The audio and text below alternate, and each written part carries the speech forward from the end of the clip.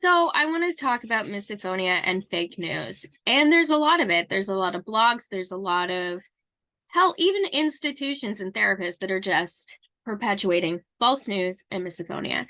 And I don't want to talk about fake news as kind of a political thing because this isn't about that. This isn't left versus right, blah, blah, blah.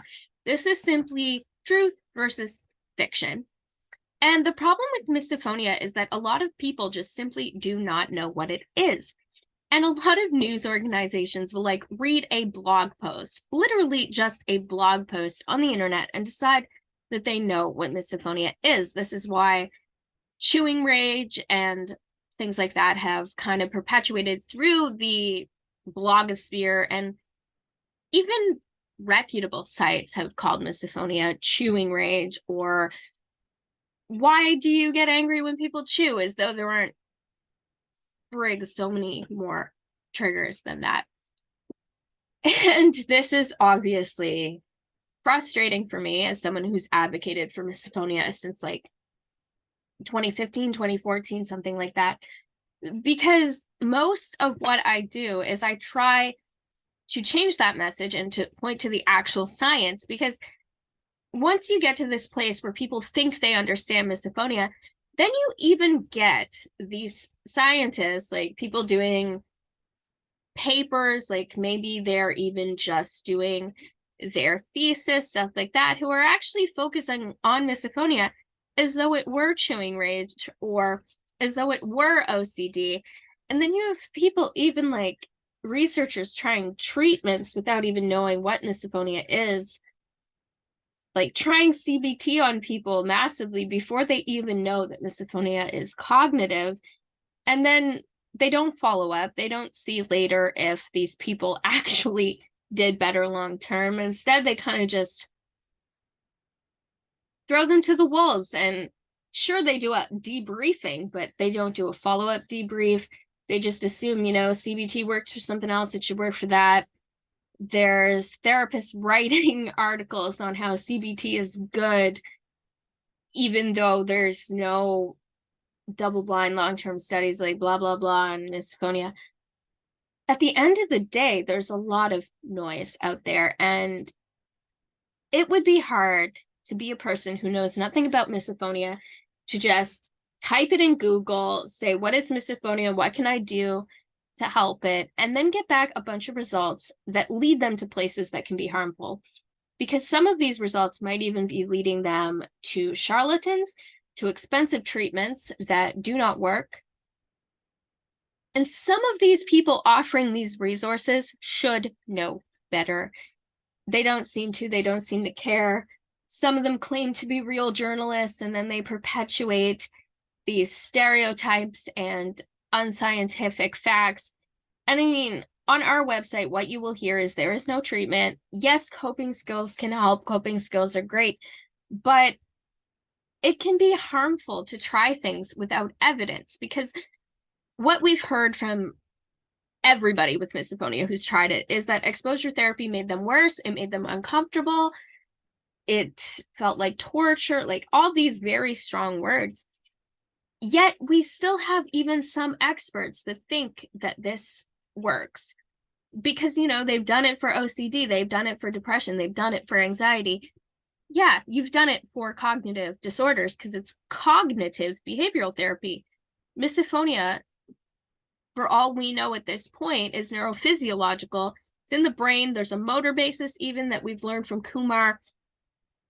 And yeah, I'm sure more will come out. More rigorous studies will come out over time. And we really need to push for science that actually focuses on the brain and learning about the condition.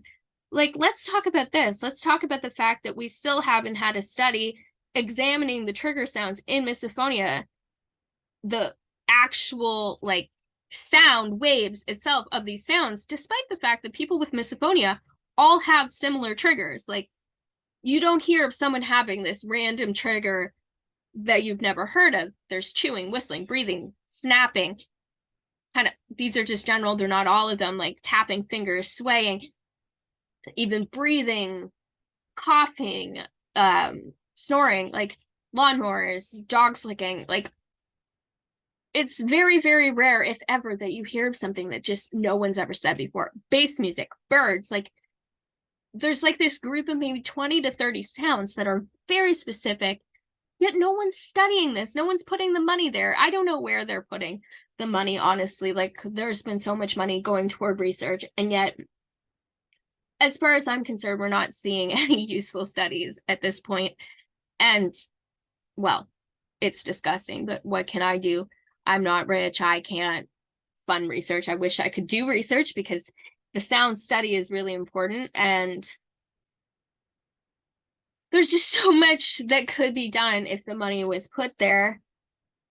I mean, memory reconsolidation, another great thing. I'm hoping that eventually there'll be more work into that, and that's based on the work of Joseph Ledoux, who's an amazing researcher with NYU. He has his own lab. Like, there's a start to research, but it kind of just hasn't amounted into anything at this point.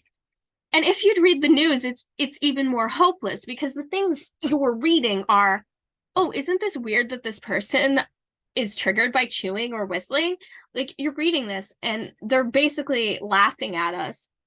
A few years ago, Kathy and Hoda did a bit on their show where they're like, Misophonia? Haha, it sounds fake even in its name. And I'm still angry to this day. I should get over it. But they had a big platform, and instead of telling people about misophonia, they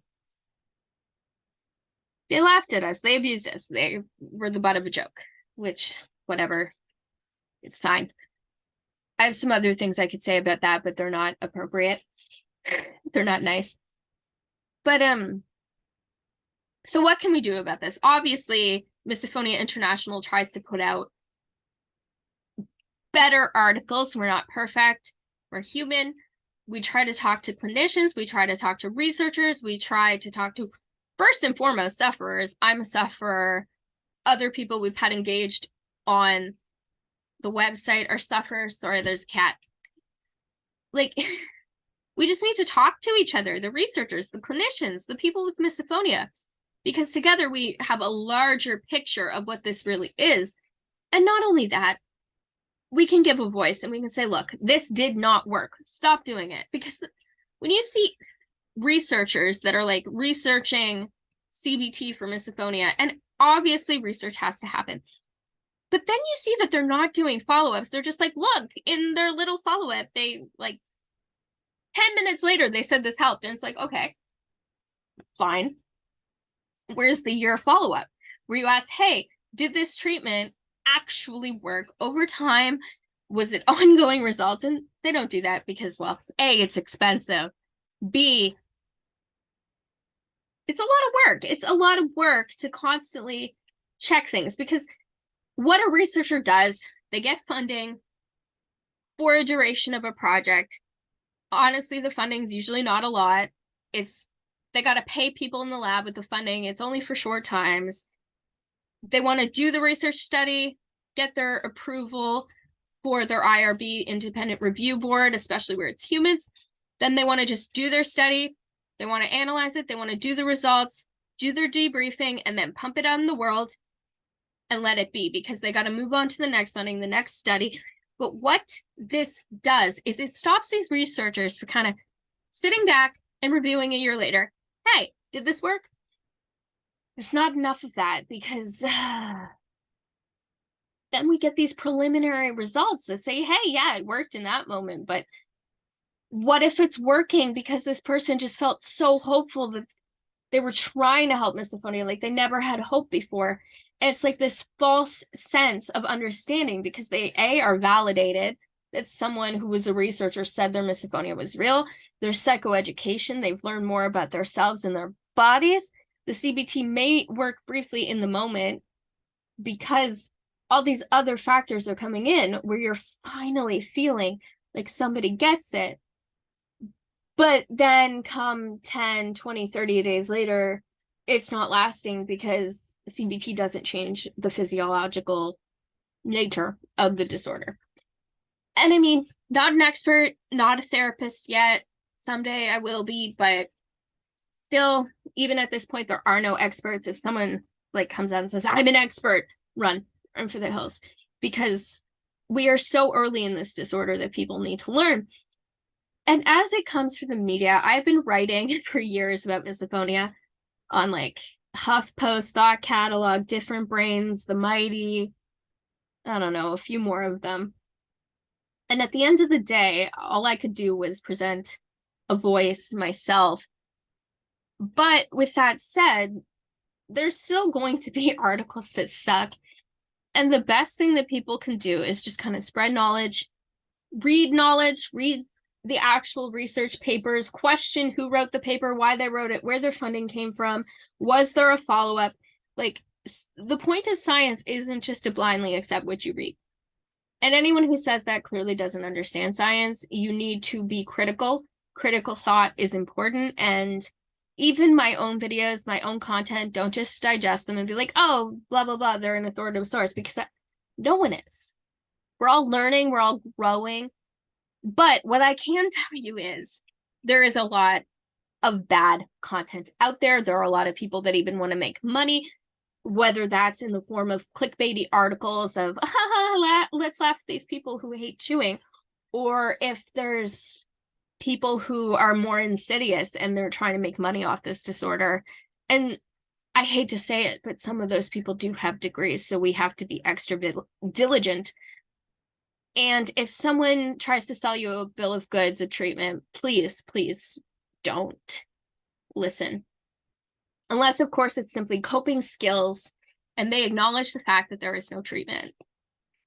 So I'm kind of interested in the comments if you have read an article that was just completely wrong about misophonia and maybe what you think should be done differently. And I hope you have a great day.